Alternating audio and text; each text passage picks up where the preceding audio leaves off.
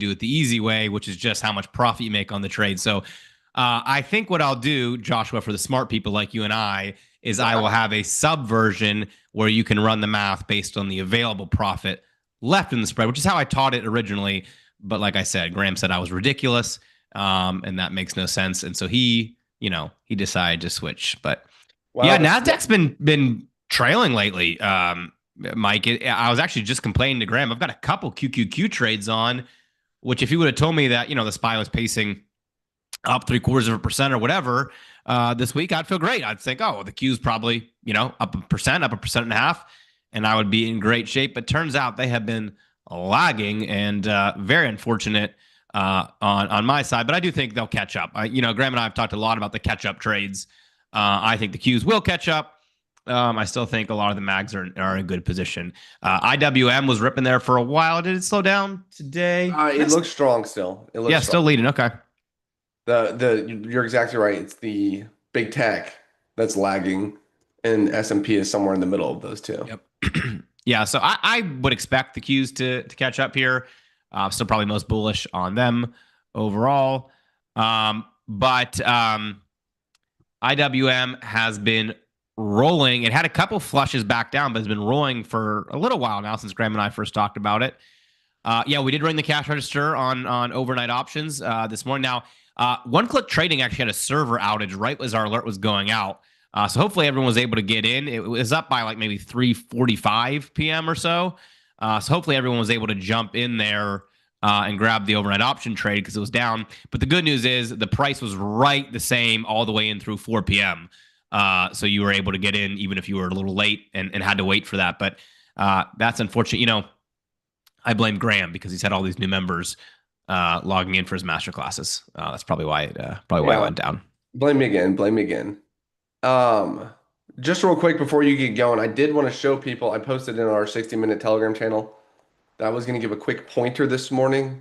So if you aren't in the 60-minute Telegram channel, you're going to get a little freebie today. This is the dashboard I use every morning. So obviously we're monitoring the SPY and XSP. You guys probably know that by now. Looking for double confirmation on both, which we got to the downside. But I also do have 3 other separate market internal indicators up here. The VOLD, which tells us the overall bearish and bullish volume, is more money flooding into strong stocks or sending stocks lower. Advanced decline line, which how many stocks are going higher or lower overnight. And the tick, which is, at that moment in time, are stocks ticking higher or lower. Ideally, for the most perfect entry, we want to see them all working together. So in this case, we have buy puts. We're up right now. We're up 10% or so. However, you notice here the VOLT is looking very, very strong. So I'm going to give you guys this dashboard here. I'm going to upload it to the members portal today so you can have it too. With that said, we still have our entry. We're still short today. 2 of our 3 internals are pointing downwards, but we would like to see the VOLT slow down here, kind of cap out, turn around. If that happens, I think we will get that quick flush out to the bottom. The cool thing today is that we pretty much just needed to fill the gap from yesterday. So if I go over here, we look at let me pull up the SPY. To hit our target, we just needed to touch right here, right now at this moment. Now, later in the day, we're still good for later in the day, but if we want to hit it quick, we just need to come down and touch the gap fill, and we're golden. But right now, you can see here, the market internals, again, 2 out of the 3 confirm, 1 looking very strong. So we need the VOLT to slow down to help us play this to the downside. That's my quick tidbit for you guys. I'm going to give you this dashboard in part 3 of the masterclass. I'm going to go through it in detail because I don't want to, I do love just blindly giving you guys the picks. I take them every day. I put $2,000 in again today, like I always do, based on our signal, but I want you to be able to see this yourself as well for your own knowledge and position sizing. So days where they're all 3 aligned and we get buy puts, bam, that might be a day for higher allocation. Days where 2 of the 3, maybe a medium size. If only 1 of the 3 align, maybe that's a small size for you. So that's my fun little tidbit for you guys this morning. Nice. Again, we only need the S&P to drop about $1 from here. So about 0.15% from here, we should hit our target. Nice little dashboard there. By the way, someone mentioned, let me scroll back up. John, you said the overnight option trade took too long to fill. I would typically recommend using the day order because it was actually at the lowest price right at 4 p.m. So it would have filled like all the way down in like 68, 69 cents. at 4 p.m. So that's why I would typically say that use that entire half hour if you can. You can actually all the way use into 4:15 p.m. If you want to get filled. It did pop up to 74, 75 cents right there, like whatever that was, 350. But by 4 p.m., it was all the way down to 68, 69 cents. So it should have been a pretty easy fill yesterday. And that, using that whole half hour is one of the advantages you get there. By the way, one more thing before I jump in to our train today.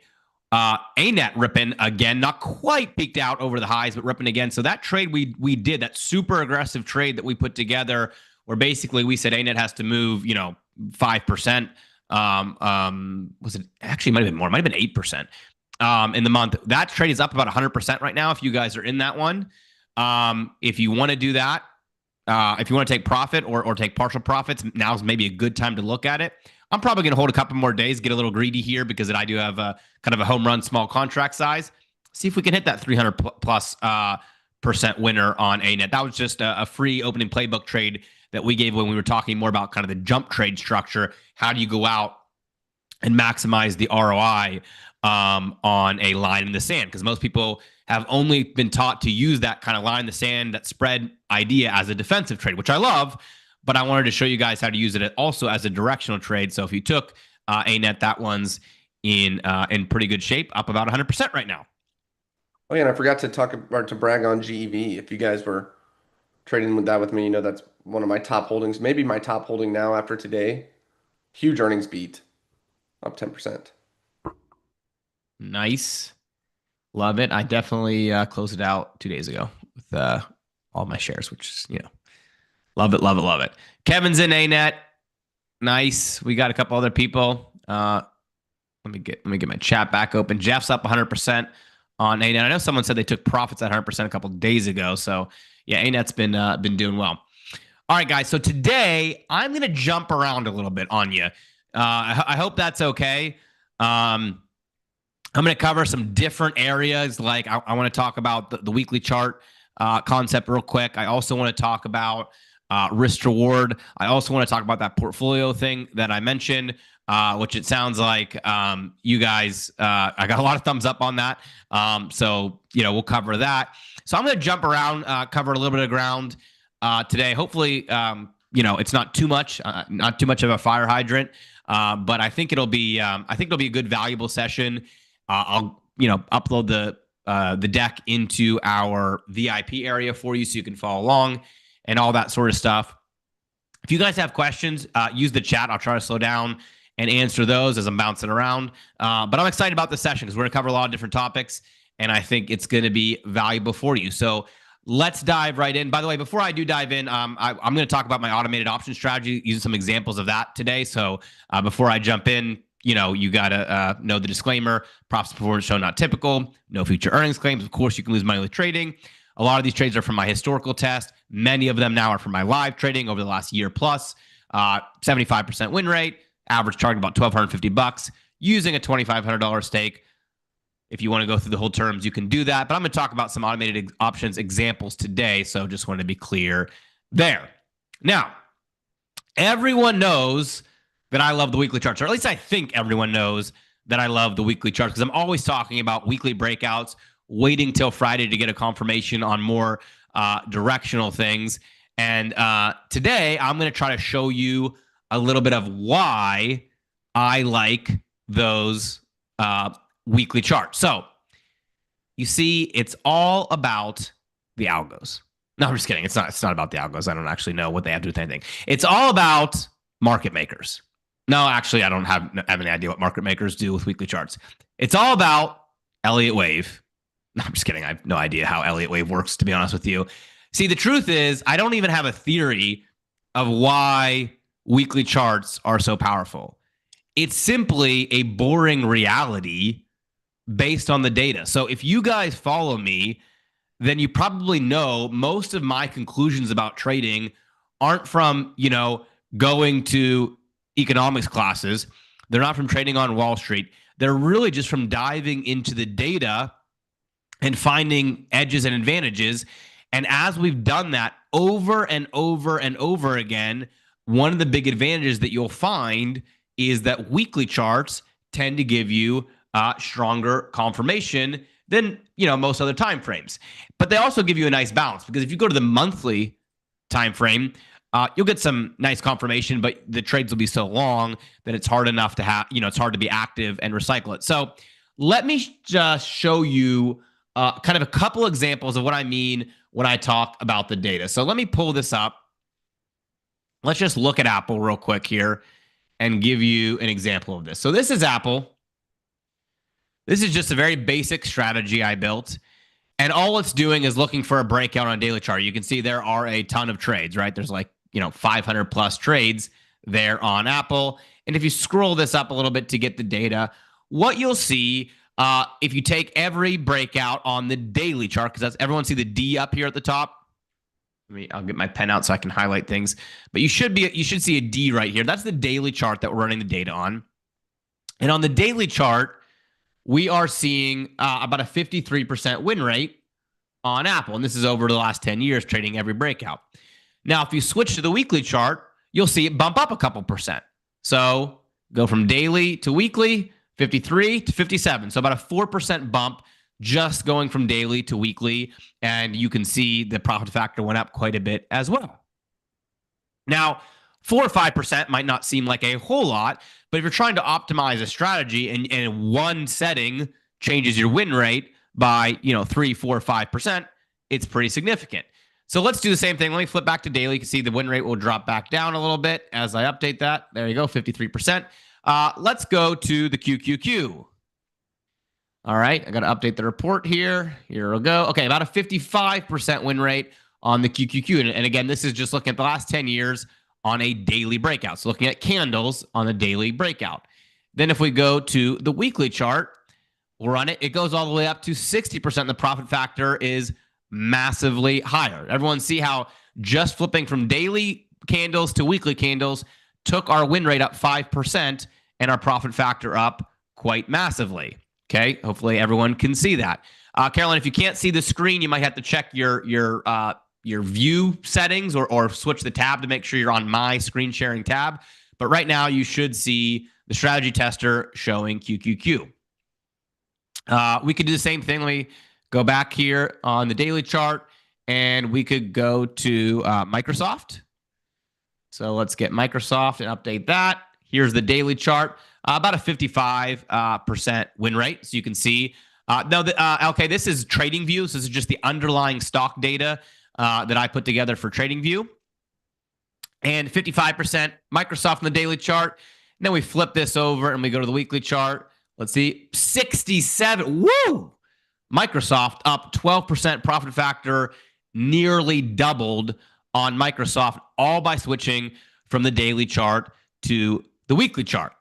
Okay, so for me, this is really why I'm a big believer in the weekly chart. Now, obviously, I've traded it live now for a long time. I've added other filters, but because I'm such a data person, I like the idea of building an edge. When one setting in my strategy, we're not talking about what the stop loss and the take profit is. We're not talking about using trend fall. We're not talking about using MACD filters. We're not talking about using volume filters. We're not using anything else. We're literally just saying, hey, if the candle breaks out, buy it. And just going from a daily chart to a weekly chart is updating our win rate by 5%, 12%, or 8% in these different examples on some great stocks like Microsoft, Apple, Meta's the same, QQQ, over the last 10 years. And you can see there's about 170 breakout weekly trades over that time frame. 67% win rate, pretty darn good with no other factors included. Okay, so that in a nutshell is one of the things that I love about the weekly chart. Now, if you went to the monthly, LK asked about the monthly. The monthly should be pretty good. Let's go to the monthly here on Microsoft. About a 72% win rate. The monthly will give you great potential. The problem with the monthly chart is that then you start getting into the less active trading. Your average hold time is going to be 3 and 4 and 5 months. The reason I love the weekly chart is because it kind of gives you some of the clarity of the monthly chart while also giving you 10, 12, 15 times the amount of trades where you still have the chance to be active enough on the weekly chart to recycle your profits. Okay, so this is kind of the big reason. Now, let me jump into a different topic here. So that was a quick demo of why I really like the weekly charts. You guys know I have lots of strategies that rely on that. Next up is a topic that I get a lot of flack for. I'm sure some of you guys in here, if you admitted it, you've sent me some emails about this. And this is the idea of trading with a negative risk to reward. Okay, so let me ask you this question. How many of you have heard some expert say something like, your winners should always be bigger than your losers, or you should never trade with a negative risk to reward ratio? Anyone heard any so-called expert say something that, sounded similar to that? Because that's one of the things that I've heard over and over and over again from people, online saying, oh, always make sure your winners are bigger than your losers. You should never trade with a negative risk to reward. And it's one of the things that really annoys me because I think it's just bad information. It really makes no sense at all. It just doesn't make any sense. Now, number one, the risk to reward on its own means nothing. Okay, it as its own criteria, it means nothing. It has to be combined with other metrics to actually matter, like some of you guys have already pointed out in the chat. So that's the first thing. It has nothing to do with anything on its own. But number two, I think, is the more shocking part. Now this part, maybe some people agree with me that risk reward on its own means nothing. But number two, it's often the reverse situation that creates more winning scenarios. Often, trading with a negative risk reward is more advantageous. And by the way, I can prove that to you as well. Now, guys, to me, what I'm going to show you might sound really simple. Maybe you don't think it's all that amazing. I personally think that what I'm about to show you is one of the most shocking things in all of trading. I know that's a bold statement, but I really think it's just crazy because I had never heard anyone talk about it until I discovered it myself going through the data. And it's the idea that actually trading with a negative risk reward by default typically has more winning advantages. And I don't mean win rate, because of course it has a higher win rate. I mean net profitable advantages. And here is how I can really prove it to you, I think, in a way that is shocking. So let's go back to our Apple chart. Okay, the reason I'm using Apple here, let's update the report. This is on TradingView. Okay, and let's just look at our strategy. I'll make this full screen so you guys can see it. Now, the reason that I'm using Apple is because Apple, over the last 10 years, is one of the best performing stocks on the planet, right? The definition of negative risk reward, great question, is that your average loser is actually bigger than your average winner. So your average winner is $500, but your average loser is $2,000. And anytime I show a strategy like that where my average win is $500, but my average loss is $2,000, I have a lot of people kind of freak out and say, oh my goodness, Nate, you'd have to win 4 trades for every trade you lost. There's no way you can make money. And I have to kind of say, listen, guys, that's just a bad understanding of how these things actually play out. Now, number one is just the math. Okay, like I just showed you, the math doesn't actually make sense. But what's even more important is how this actually plays out in the stock market. And what I said, I just think is very shocking. So here we have Apple on a weekly chart. Now, I would venture to say, if you wanted to trade with a really, let me actually shrink this back down so I can update the settings here in a second. If you wanted to trade with a really positive risk reward ratio, right? You wanted to risk 2% and go for 10% targets so that your winners are 5 times bigger than your losers. You would think Apple is probably about the best ticker you could do that on because it's performed so well. Apple goes up 10% all the time and it's very robust. I mean, would you guys agree that if you wanted to trade with a positive risk reward and go for big winners, knowing in hindsight what stocks have performed incredibly well would be the best way to do that? I mean, you could literally go back in hindsight and say, yeah, I want to trade with a positive risk reward. So I would trade a stock like Apple that goes up all the time and has these, these huge outperforming days, weeks, and months, right?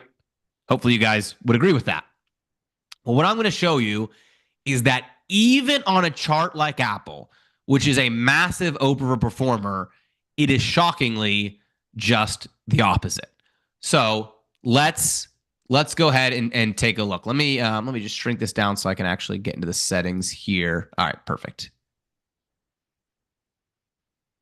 Okay. What you can see is that the target right now is a 5% and the stop loss is a 5%. That means when we enter a trade on this random weekly breakout, we're going for a winner of 5% and we're going to stop out if we get down 5%. 1-to-1. Okay, everyone, that's a 1-to-1 risk reward, we call that. Now, like I said, you would probably assume that with something like Apple, it's just easy profits to make your target bigger since Apple is such a great stock. So let's keep the stop loss at 5% and take our target to 10%. Let's see what happens. Okay, win rate goes down just a little bit. Profit factor is in the same neighborhood, maybe even slightly more net profitable than just 1-to-1. Now let's go up and maximize it and say we actually want to go for 20% profits with 5%. All right, let's see what we get. All right, pretty decent. We were able to move more, and we have a good profit factor. Not bad. But let's actually switch it now and say that our target stays at 5%, but our stop loss goes up.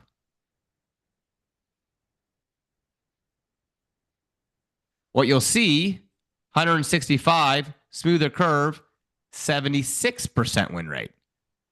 Now, let's make it even more extreme on a stock like Apple, which you would never imagine having a big stop at a small target would make sense because it's such a great performing stop. Let's make our target 5% and our stop loss all the way up. And by the way, let me just make sure we have that. Good. Make sure our target stays at 5%, but our stop loss is all the way at 25%. And let's go ahead and update that. Look at that. Now you have an 87% win rate and your net profit is even higher. And look how much better that equity curve is. Okay, let's go really crazy and say that you kept the 5% and you put a 30% stop loss. And let's see what that does. Okay, that actually goes down a little bit there. 87% win rate stays about, probably because my portfolio or my stacking is a little bit limited. But let's just go even crazier and say that you had a 50% stop loss and a 5% target, and we'll update that. And what do you know? A 50% stop loss and a 5% target on Apple would give you far better results than any positive risk reward strategy. Now, the point I'm trying to make here is not that you should trade with a 5% target and a 50% stop loss. The point I am trying to make here is that if on an amazing stock like Apple that tends to go up all the time, trading with a negative risk reward actually is a net advantage on pure profitability. Imagine your run-of-the-mill stocks that don't have historic thousands of percent positive returns. Imagine how much more of an advantage you need for regular stocks that don't have near, because this is a 2020 hindsight, knowing that Apple goes up all the time. And we still have a bigger and bigger and bigger advantage when we give it room. Why? Because stocks tend to go up more than they go down. And if you give them time, they will tend to hit those targets over time versus taking out your stop loss. So that's an example of using price action and showing that Apple is, even on a great stock, is going to, if you put 100% stop loss, it's never going to lose, right? Because Apple would never be down 100%. So you'd have a 100% win rate. So, same idea. You're not using a stop loss here in this case because Apple's never going to go down 100%. Oh, hold on. It's gonna limit me out because of my open trades, I think. See if I can make it give it a true. I don't know if it'll let me do a true 100% stop loss or not on here. Oh, there we go. Okay, so basically the only time it took a loss is when I had an equity call. And you can see that's kind of what it looks like if you basically give no stop loss unless your equity runs out, right? Now you're going to have a 36 profit factor and a 97% win rate but this is 2020 hindsight, guys. We know that Apple has gone up. You might not want to trade this strategy future focused because you don't know that a stock's going to go up. But the point is that even on an incredible stock like Apple, trading with a negative risk reward is actually a bigger advantage. So imagine a stock that hasn't gone up all the time. Now, let me give you an even crazier example, or at least what I think is a crazier example. You guys remember the test that we ran on trading SPX every day and how much impact putting the target on was? Everyone remember something that looked like this? I've been optimizing a little bit since then. $100,000 into $46 million with an 11% drawdown, a third the drawdown of the actual stock market itself.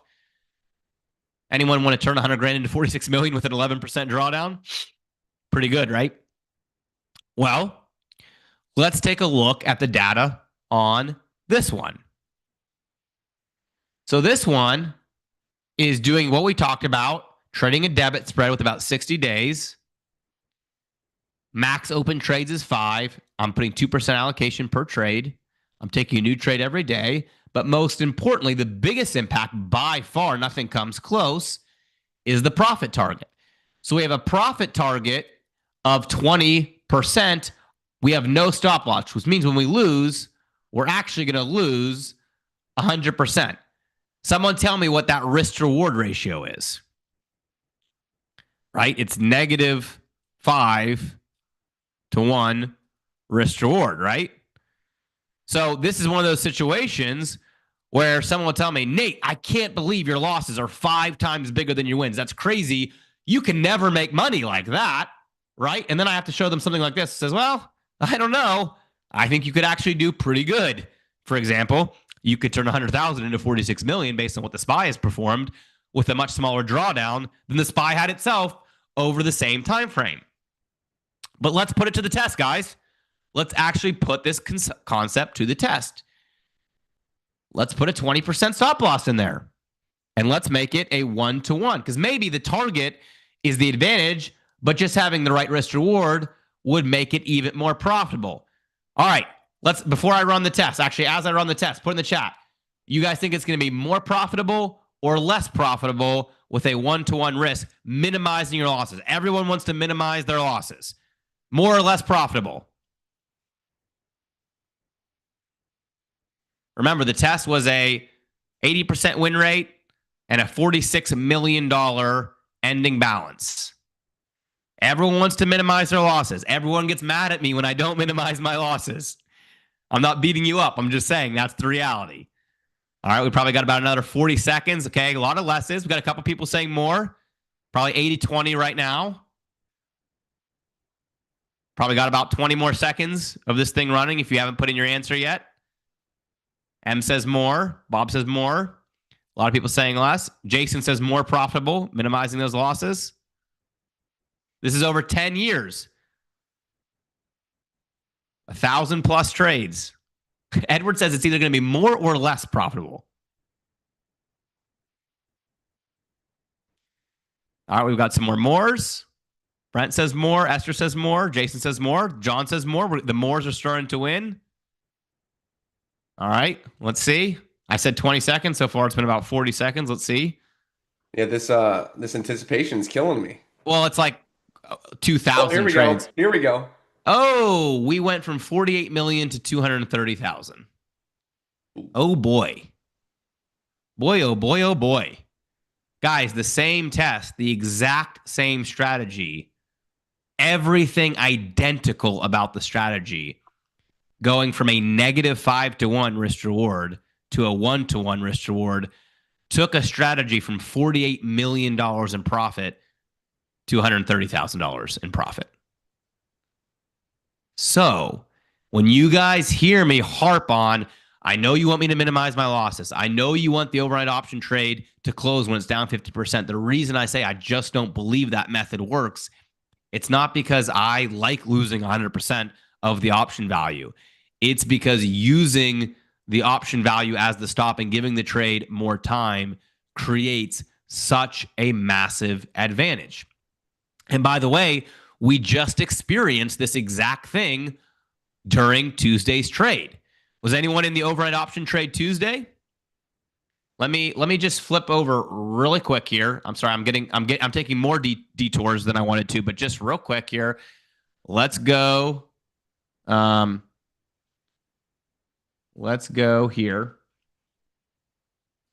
All right. I should add extended real quick here. There we go.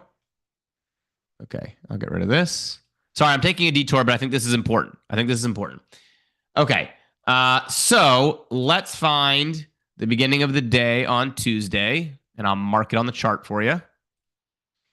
Here we go. Let's go actually to the actual open there. And then let's go to the actual close. One more. There we go. There. Okay. Everyone see my 2 yellow vertical lines? That was Tuesday, July 22nd, from the beginning to the end. How does overnight options work? Well, we put a trade on right here the day before, right? This is actually overnight, but theoretically, we just imagine this is the closing bell. We put a trade on right here. We put a line in the sand. It was something like up here because the price was actually a little bit higher, right? Well, the market opened and it went straight down. So we were down like, 40% here. Then we were down like 70% here, maybe down like 65% here. Then it dipped back down. We were down like 75% here. So the trade was underwater literally all day. And I started getting the emails. Nate, overnight options losing. Should we close it? And my answer is, guys, hey, yeah, it looks like it might lose today. But we don't close it because of what I just showed you on the chart. The advantage is using the trade as the stop loss, giving it the max amount of time so that it can get back above our line in the sand. Well, what do you know? The trade hit our target way over here at about 3:45 p.m. is when my trade hit the target. So the trade was down. The trade was negative for 89% of the trading day or 95% of the trading day, whatever it was. It was negative, negative, negative, negative, but it then rebounded and we made money. So we flipped a losing trade into a winning trade. Now, if you guys know anything about statistics, when you go through a batch of 1,000 trades and you just flip 10 or 20 of them from negative into positive, the net profitability, the average return, everything changes dramatically there on the overall profitability. So if you guys wonder, if you are sick of hearing me say, no, guys, I don't take the loss until the end of the day, it's because of this. We just saw the exact same strategy go from $48 million to $230,000 simply by using a stop loss, because a stop loss is just waving a flag out there saying, hey, take my money. Make it easy for me to lose. Don't make it easy for me to win. So hopefully, guys, that is starting to make you realize this is not just Nate's crazy idea about losing more money. Trust me, I don't like losing more money. What it is the biggest advantage that I could find in a strategy. All right. So hopefully that is a little bit of a game changer for you on your understanding of that. Okay.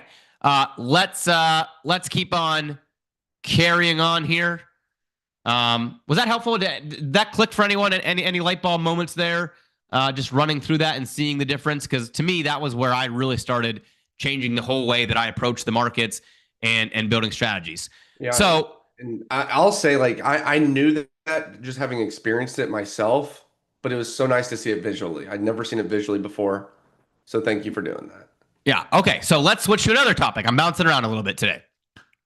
Let's talk about money management. That time frame was on 10 years of data, taking a new trade every single day. So that's why there's kind of thousands of days in there, just to give you a really, really dense data set to look at.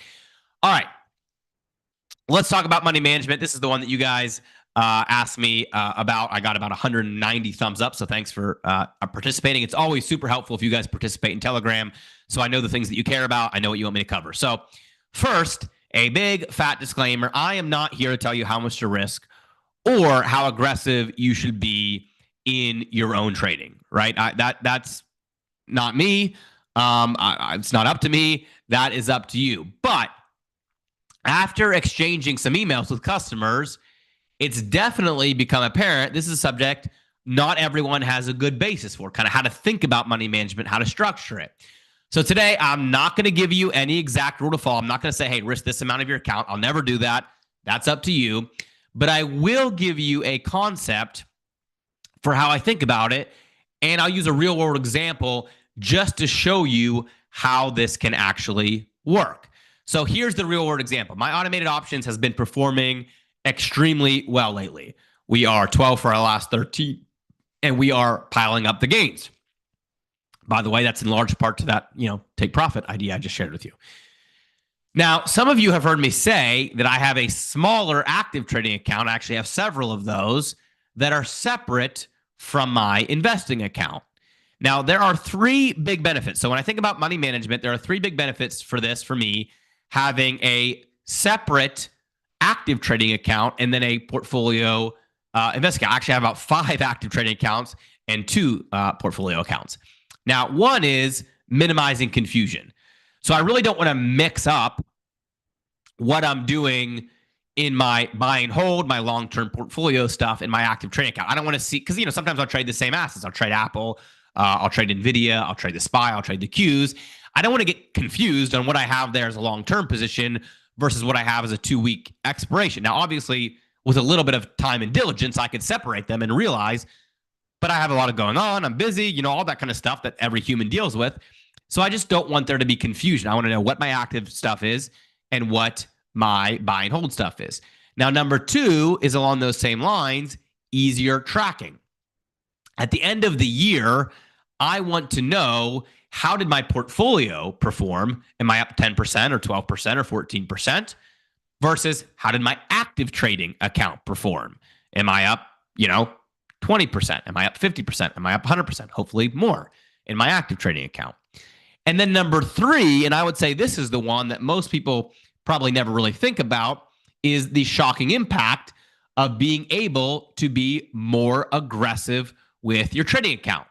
Now, I would say, I don't know, if I polled people, I would say like a pretty common answer might be like risk 1 or 2% of your portfolio per trade if you're trading multiple strategies. I don't know what you guys think. You can let me know in the chat if you've heard different stuff. I would say that's a pretty common answer, like, risk a certain percentage of your portfolio per trade. Now, the reason that I don't really agree with that methodology is because of this number 3 bullet. Because if you separate and you're willing to be more aggressive in your active trading account, you open up some possibilities.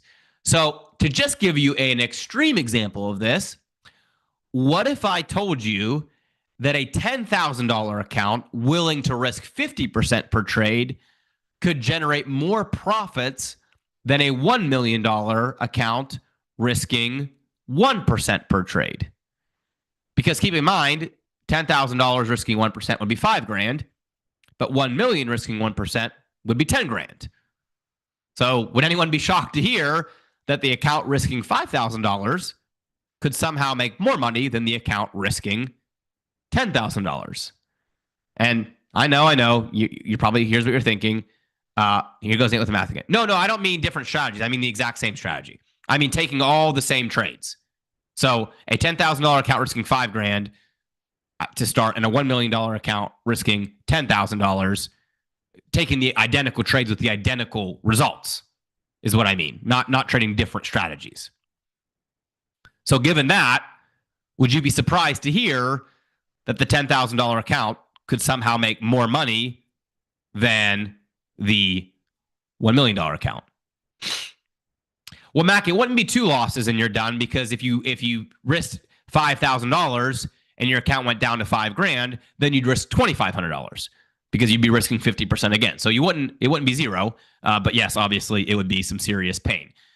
So no, not more trades, all the same trades, all the exact same trades. Let me show you. And I know here I go with the math. Okay, let's actually go through it with the automated options that I just showed you.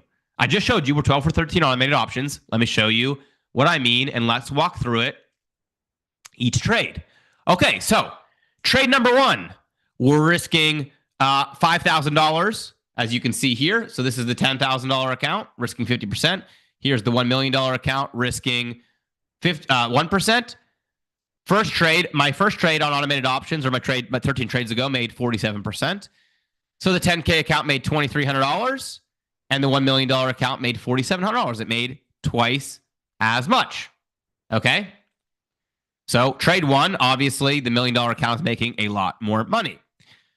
Trade number 2, 44% was our return on that one. The $10,000 account still made way less, about half. Trade number 3, You can see the $10,000 account balance is growing very quickly because we're doing very aggressive risk. We're making some more profit, but we're still way, way, way behind the total net profit of the $1 million account. Because so far the $1 million account has made like 14 grand and we've only made like, $7,500. So still way behind. By trade number 4, we're starting to catch up there. By trade number 5, the $10,000 account is actually making more per trade because it's grown so much with that aggressive risk. So it's actually making more per trade, as you can see here. But again, total profits are still way behind because we've had that trade size consistent the whole time. So, the total net profits are still way higher in the $1 million account. Trade 6, okay, pass it up. Trade 7, now it's really rolling. Trade 8, now we're really, really, really rolling with $8,000. Trade number 9, there's the loss, right? And like I showed you, it's 100% loss because I usually do take 100% loss. So now you see the $10,000 account went from 49K all the way down to 24 grand. That hurts. But we get back on the winning side there on trade number 10. Then we have trade number 11, another 50% winner. Then we had trade number 12, 41% winner. Then we had trade number 13, a 44% winner. And what you guys will see, which is pretty remarkable here, is that the $10,000 account generated 470%, which that makes sense because we're being super aggressive with our risk, but it generated $47,000 in profit. And the $1 million account generated 4.4% return, and it generated $44,000 in profit. So you guys can see here, the $10,000 account, that super aggressive risk, it didn't just start getting bigger wins. Over just 13 trades, it actually generated more net profit in the account when you stack up all the wins than the $1 million account, risking twice as much to start out with. So that's what I mean when I said I'm not talking about different trades. I'm talking about taking the exact same trades at the exact same time with the exact same ROI per trade. The $10,000 account actually generated more net profit. So pretty shocking, right? Because what's happening there is your willingness to be aggressive starts impacting your compounding at a very dramatic rate. Notice that the $10,000 account is growing like crazy, so your trade size is increasing like crazy. The $1 million account, since you're only risking 1%, is growing very slowly, right? Well, actually, Ray, it wouldn't bankrupt your account. It would put you in a brutal drawdown, but it wouldn't bankrupt your account. You would obviously have to be, accepting some very aggressive drawdown, but you wouldn't bankrupt your account, right? You would just take a big hit, and then you'd have to have some winners. Now, like I said, that's a bit of an extreme example of showing you why the percent you are willing to risk has a big impact on your profit potential. Okay? It was also just 13 trades, though, right? So just 13 trades, that super aggressive risk compounded. So obviously, I'm not going to suggest that anyone risk 50% of their account per trade. I'm just using a much more extreme example to kind of show you the difference. Now, a lot of you guys are saying if you lose 2 trades, you'd be done for. You actually wouldn't be done for. You would just have a pretty deep drawdown. Because if you lost your first trade, you'd be down to $5,000. If you lost your second trade, you'd be down to $2,500.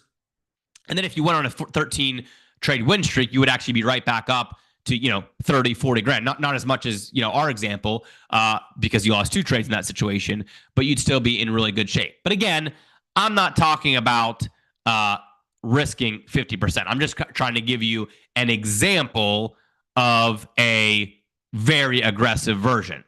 All right. You can't make it betting 50% of 5,000. Not sure what you mean, iPhone. It would be the same math, just a lower starting stake and a lower net return. Yeah, you would just go from 5,000 to 2,500 instead of going from 10,000 to 5,000. All right. But again, I'm using a very extreme example there. Okay. I was using the automated options, the last 13 real money trades from automated options is what I was just walking through. Let's do a more reasonable comparison, because I'm guessing most people in here don't want to risk 50% of their account. I don't either. Okay.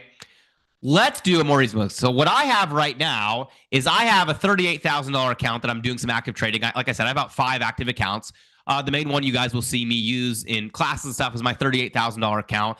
And let's say that I'm willing to risk 10%. Okay, a lot more reasonable number there than 50% versus my $1 million account. So what I have right now, just to give you a practical example, I have a $30,000 account, a $38,000 account that I trade actively in.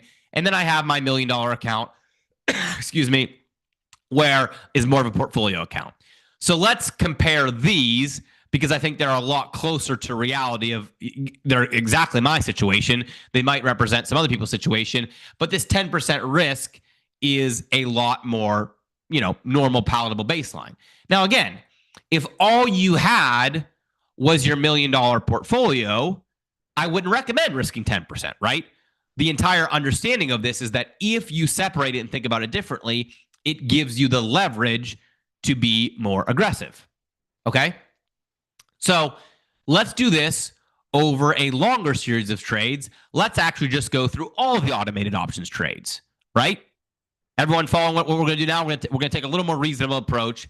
38,000 versus 1 million. So you're still risking now actually even more extreme, about 3 times the capital to begin with. But we're going to go through a longer series of trades. So at the beginning, of course, it's no competition, right? Because you're risking here, as you can see, 1%, you're making about $3,800. Here, you're only making $1,400. Even as you get up here and you start compounding, you're still way behind. Okay, because you're just risking way more. So it's not even close. Now, after a few dozen trades, you still have about 3 times the capital to begin with as a big advantage, right? So as you even get now we're 30 trades in or so, you still have a pretty nice advantage because you've stacked up the profitability. So here you're up like 70. Here the account started at 38, right? So this account is up like 40 grand, and this account is up 91 grand. Okay, does everyone see that? So this is like 30 trades in. Your $38,000 account has grown a lot more percentage-wise, but it's at 87. So you're up 39,000. This account is up, started at $1 million, it's up 91,000. So you still have a big advantage simply by getting the head start. But amazingly, within about 40 trades, the $38,000 account is actually producing bigger profits per trade than the $1 million. Okay, so now about 40 trades in, you're seeing the winners on the smaller account overtake the winners on the bigger account with the exact same trades. But you're still way behind on total profitability. And if you take all the automated trades, every single trade in, what's crazy is that $38,000 account not only passes it up on a per trade basis, but it actually generates more total profits, as you can see here. So what's crazy about this is that the $38,000 with, the most important factor in how much you can make is how much you're willing to risk. And the $1 million account was risking about 3 times more. But after the entire series of trades, this was at 10% risk, Russ. If you went crazy and did the 50% risk, your account would be $5 million. But obviously, most people aren't going to risk 50%, and I wouldn't recommend it. So a little more reasonable example. Now, the thing is, I would not ever risk 10% of my total portfolio, right? I'm not going to risk 10% of my net worth on an automated options trade. But if I think about it as risk capital, it really changes the game. Because by doing it as risk capital, I can now grow that account more aggressively, leverage it more aggressively. And as you've seen, I can actually outpace. So again, clearing up confusion and having separate accounts is one nice advantage. But I think what most people don't realize is that there's also an advantage in simply the leverage you get by your willingness to risk more. And you can only do that in a risk capital kind of setting. So that's the big advantage that I think most people don't realize. Does that make sense? I know I kind of jumped through some different math there. I'm sure we could do a deeper dive, go through all the formulas. But this is one of the things that I think most people don't realize or simply never think about is that you're just able to compound more aggressively if you have the risk capital, because no one is going to, risk 10% or shouldn't risk 10% of their entire net worth.